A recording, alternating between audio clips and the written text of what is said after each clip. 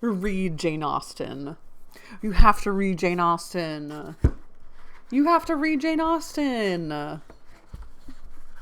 It's so good. I'm going to read today.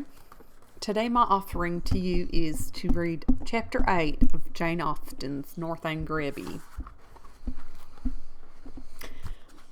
Oh, yeah, General Tilney sounded like he wasn't nice to his wife. Sounds like he's not really a nice person, but he did come off initially as a nice person. But he does don't own this abbey. And the gardens and the hot houses where they grow all the vegetables and such, etc. And a pinery where they grow pineapple, and they got 100 pineapples last year, which seems like a lot of pineapples. I mean, I guess if they sold them to a whole town, that wouldn't be that much, but if they're just eating them for their, 4-person family, that's a lot of pineapples. Do you think people just survived on, the fruit and vegetables and stuff they grew?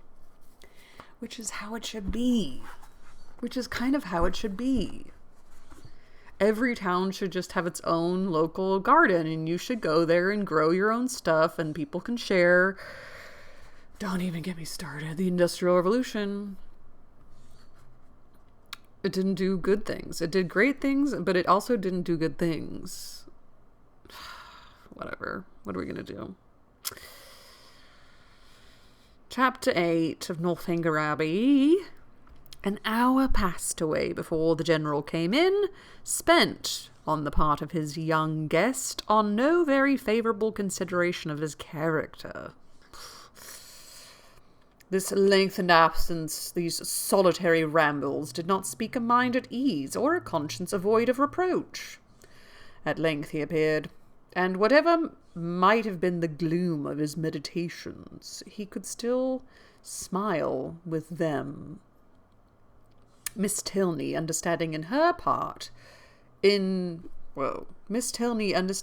part her friend's curiosity to see the house, soon revived the subject, and her father being, contrary to Catherine's expectations, unprovided with any pretense for further delay beyond that of stopping 5 minutes to order refreshments to be in the room by their return, was at last ready to escort them.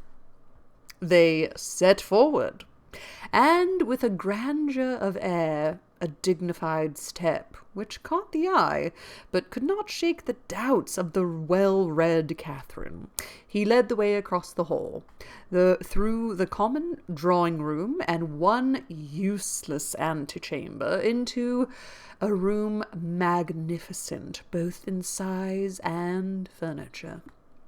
The real drawing-room, used only with company of consequence. It was very noble, very grand, very charming, was all that Catherine had to say, for her indiscriminating eye scarcely discerned the colour of the satin, and all minuteness of praise, all praise that had much meaning, was supplied by the general. The costliness or elegance of any rooms fitting up could be nothing to her. She cared for no furniture of a more modern date than the 15th century. When the general had satisfied his own curiosity in a close examination of every well-known ornament, they proceeded into the library, an apartment in its way, of equal magnificence, exhibiting a collection of books, on which an humble man might have looked with pride. Catherine heard, admired, and wondered with more genuine feeling than before, gathered all that she could from this storehouse of knowledge by running over the titles of half a shelf, and was ready to proceed.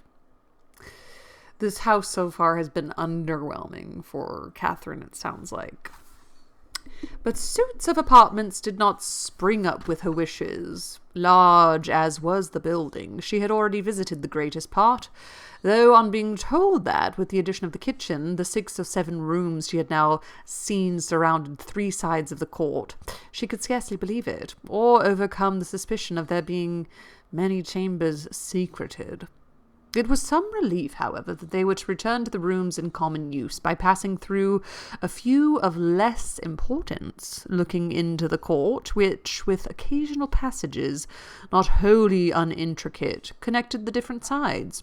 And she was further soothed in her progress by being told that she was treading what had once been a cloister, having traces of cells pointed out, and observing several doors that were neither opened nor explained to her. Ooh, she loves a mystery. She wants to be involved. Had once been cloister explained to her. In being part modern, part Gothic, the latter part showing signs of medieval cells and cloisters, Northanger Abbey resembles the castle of Mazzini, Sicilian Romance, the Abbey in Romance of the Forest, and Chateau Le Blanc in Mysteries of Udolpho. I really hope I'm saying that right. Mysteries of What else could it be? I forgot what a cloister was. It's not a clam and an oyster. And I forgot what it was already, and I know that I already looked it up, and I have a trouble remembering words sometimes. Cloister. A cover. Oh, yes. Right. That little hallway from Harry Potter. I got it. I remember now. Cloister. A cloister.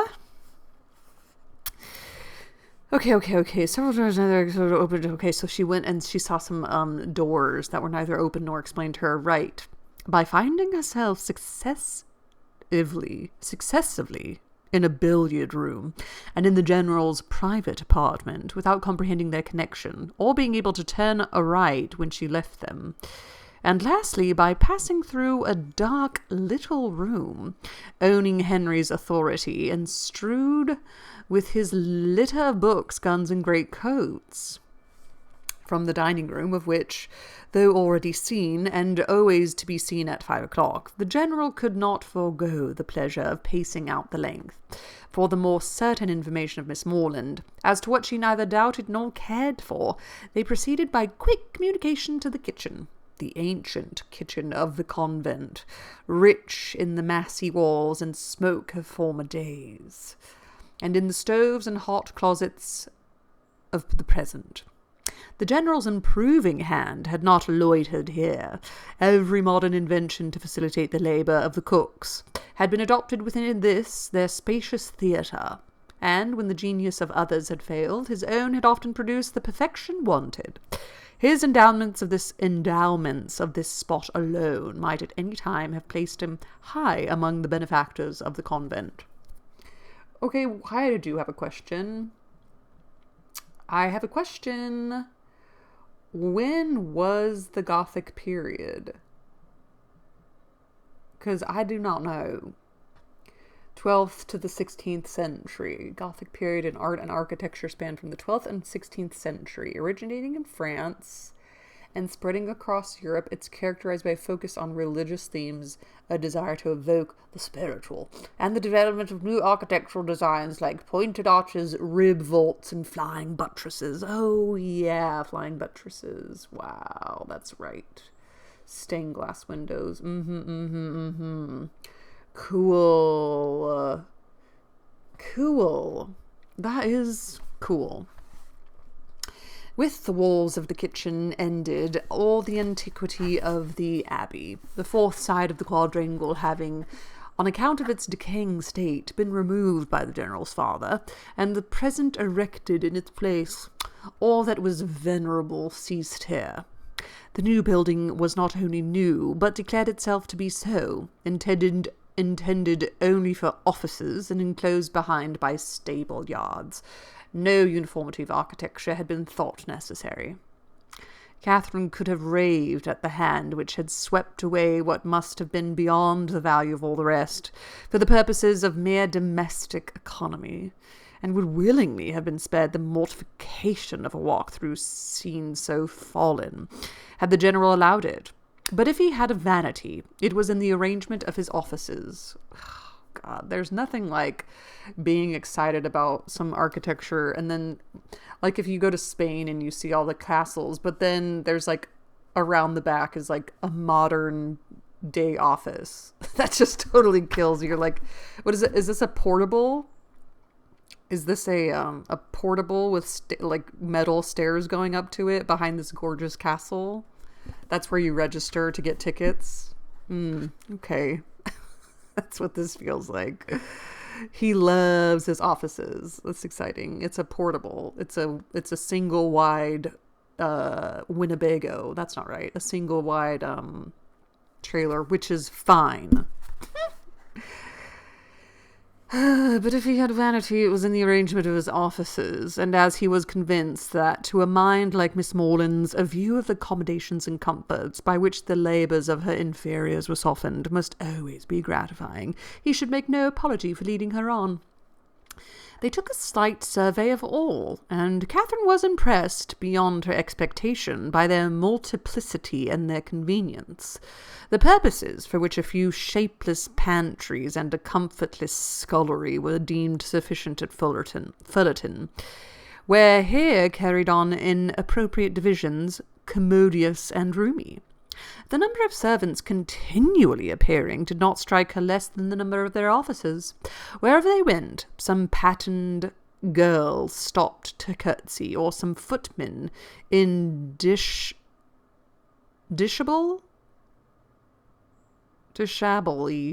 sneaked off. Yet this was an abbey. Okay, what does it say in the back about that word? Because I don't know that word. I do not know that word. Dishably? What is it? Dishably. Pattens are over shoes for raising shoes in the mud, and the footman out of his correct uniform or livery is in dishable? What? Dish.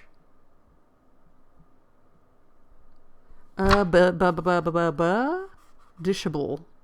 What? Abille. A state of being only partly or scantily clothed? Dishabille.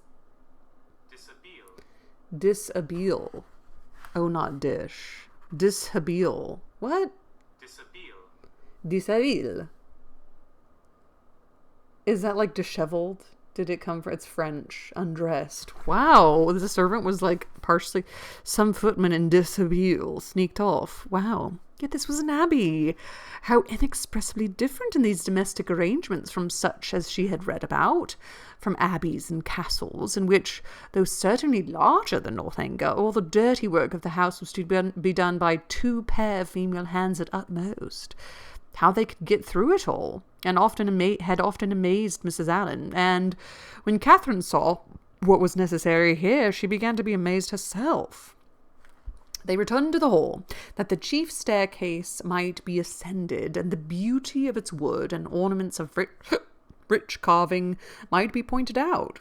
Having gained the top, they turned in an opposite direction from the gallery in which her room lay, and shortly entered on one on the same plan, but superior in length and breadth.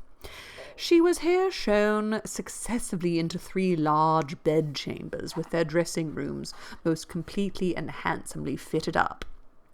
Everything that money and taste could do to give comfort and elegance to apartments had been bestowed on these, and being furnished within the last 5 years, they were perfect in all that would be generally pleasing, and wanting in all that could give pleasure to Catherine. As they were surveying the last, the general, after slightly naming a few of the distinguished characters by whom they had at times been honoured, turned with a smiling countenance to Catherine, and ventured to hope that henceforward some of their earliest tenants might be our friends from Fullerton. She felt the unexpected compliment, and deeply regretted the impossibility of thinking well of a man so kindly disposed towards herself, and so full of civility to all her family. The gallery was terminated by folding doors, which Miss Tilney, advancing, had thrown open, and passed through, and seemed on the point of doing the same by the first door to the left, and after a long reach of gallery, when the General, coming forwards, called her hastily, and, as Catherine thought, rather angrily back, demanding whither she were going, and what was there to be more to be seen? Had not Miss Morland already seen all that could be worth her notice? And did she not suppose her friend might be glad of some refreshment after so much exercise? Miss Tilney drew back directly, and the heavy doors were closed upon the mortified Catherine, who, having seen in a momentary glance beyond them a narrower passage, more numerous openings, and symptoms of a winding staircase, believed herself at last within the reach of something worth her notice, and felt, as she unwillingly paced back the gallery, that she would rather be allowed to examine the end of the house than see all the finery of all the rest. The General's evident desire of preventing such an examination was an additional stimulant. Something was certainly to be concealed. Her fancy, though it had trespassed lately once or twice, could not mislead her here, and what that something was, a short sentence of Miss Tilney's, as they followed the General at some distance down the stairs, seemed to point out. I was going to take you into what was my mother's room, the room in which she died. Nothing more gothic than that, I'll tell you that. Whoa. Yeah, Captain Tilney just doesn't want to see it. Were all her words, but few as they were, they conveyed pages of intelligence to Catherine. It was no wonder that the General should shrink from the sight of such objects as that room must contain, a room in all probability never entered by him since the dreadful scene had passed, which had released his suffering wife and left him to the stings of conscience. She ventured, when next alone with Eleanor, to express her wish of being permitted to see it, as well as all the rest of that side of the house, and Eleanor promised to attend her there, whenever they should have a convenient hour. Catherine understood her. The General must be watched from home before that room could be entered. It remains as it was, I suppose, said she, in a tone of feeling. Yes, entirely. And how long ago may it be that your mother died? She has been dead these 9 years. So she's 22? Golly, why is that so hard? 22. Okay. Yes, 9 years, Catherine knew, was a trifle of time compared with what generality elapsed after death of an injured wife, before her room was put to rights. You were with her, I suppose, to the last? No, said Miss Tilney, sighing. I was unfortunately from home. Her illness was sudden and short, and before I arrived it was all over. Catherine's blood ran cold with the horrid suggestion which naturally sprang from these words. Could it be possible? Could Henry's father? Does she think it was murder? And yet how many were examples to justify even the blackest suspicions? And when she saw him in the evening, while she worked with her friend, slowly pacing the drawing-room for an hour together in silent thoughtfulness, with downcast eyes and contracted brow, she felt secure from all possibility of wronging him. It was an air and attitude of a Montoni? Well, how come that's not in the back of the book? Just throwing out the word Montoni and not saying anything about it? Montoni Construction Company. Got it. Like just meaning? Is there a plural for Italian word montone translates to ram or male sheep? It was the air and attitude of the Montoni. I don't know if that's right. Huh. Okay. What could more plainly speak the gloomy workings of a mind not wholly dead to every sense of humanity in its fearful view of past scenes of guilt? Unhappy man. Oh, there is something in the back. Right now. Now there is. Unhappy man. Unhappy man. Oh, it's from the Mysteries of Udolpho. Got it. I should just guess that everything that has a thing is from that book. And the anxiousness of her spirits directed her eyes toward his figure so repeatedly as to catch Miss Tilney's notice. My father, she whispered, often walks about the room in this way. It is nothing unusual. So much the worse, thought Catherine. Such ill-timed exercise was apiece with the strange unseasonableness of his morning walks, and boded nothing good. After an evening, the little variety and seeming length of which made her peculiarly sensible of Henry's importance among them, she was heartily glad to be dismissed, though it was a look from the general, not designed for her observation, which sent his daughter to the bell. When the butler would have lit his master's candle, however, he was forbidden. The latter was not going to retire. "I have many pamphlets to finish," said he to Catherine, "before I can close my eyes, and perhaps may be poring over the affairs of the nation after you are asleep. Nation for hours after you are asleep. Can either of us be more meetly employed? My eyes will be blinded for the good of others, and yours preparing by rest for future mischief." But neither the business alleged nor the magnificent compliment could win Catherine from thinking that some very different object must occasion so serious a delay of proper repose. To be kept up for hours after the family were in bed by stupid pamphlets was not very likely. There must be some deeper cause. Something was to be done which could be done only while the household slept. Wow. And the probability that Mrs. Tilney yet lived, shut up for causes unknown, and receiving from the pitiless hands of her husband a nightly supply of coarse food, was the conclusion which necessarily followed. Oh my God. Emily's aunt is kept locked in her room by Montoni. Oh, but knowing readers of Gothic might be more closely reminded of Louisa Bernini, wife of Ferdinand, 5th Marquis of Mazzini, who has long been presumed dead until her children find her a prisoner in the depths of her father's castle. Whoa. This is truly about Gothic novels that I don't know anything about. This must have been just a hoot during this time. Wow, that's so fun. She's got a wild, fun fantasy, imagination. Shocking as was the idea, it was at least better than a death unfairly hastened, as, in the natural course of things, she must ere long be released. The suddenness of her reputed illness, the absence of a daughter, and probably her other children at the time, all favoured the supposition of her imprisonment. Its origin, jealousy perhaps, or wanton cruelty, was yet to be unravelled. Ooh, Catherine loves a mystery. This is so fun. In revolving these matters while she undressed, it suddenly struck her as not unlikely that she might that morning have passed nearly the very spot this unfortunate woman's confinement, might have been within a few paces of the cell in which she languished out her days. For what part of the abbey could be more fitted for the purpose than that which yet bore the traces of monastic division?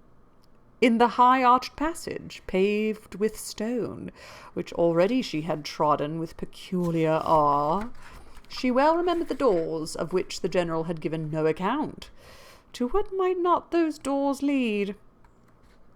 In support of the plausibility of this conjecture, it further occurred to her that the forbidden gallery, in which lay the apartments of the unfortunate Mrs. Tilney, must be, as certainly as her memory could guide her, exactly over this suspected range of cells, and the staircase by the side of those apartments of which she had caught a transient glimpse, communicating by some secret means with those cells, might well have favoured the barbarous proceedings of her husband. Down that staircase she had perhaps been conveyed in a state of well-prepared insensibility. Catherine sometimes started at the boldness of her own surmises, and sometimes hoped or feared that she had gone too far, but they were supported by such appearances as made their dismissal impossible. The side of the quadrangle in which she supposed the guilty scene to be acting, being, according to her belief, just opposite her own, it struck her that, judiciously watched, some rays of light from the general's lamp might glimmer through the lower windows as he passed to the prison of his wife, and twice before she stepped into bed she stole gently from her room to the corresponding window in the gallery to see if it appeared. But all abroad was dark, and it must be yet too early. It must yet be too early. The various ascending noises convinced her that the servants must still be up. Till midnight, she supposed it would be in vain to watch.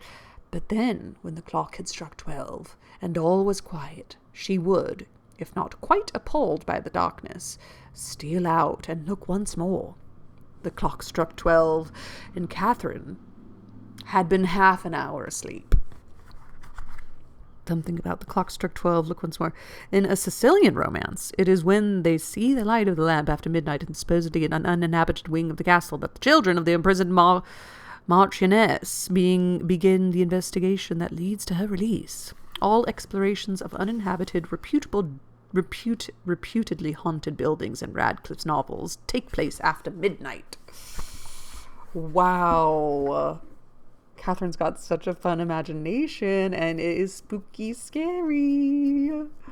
How fun. Hopefully she's not like, Henry, your dad's hiding your mom. I hope she doesn't like say any of this aloud.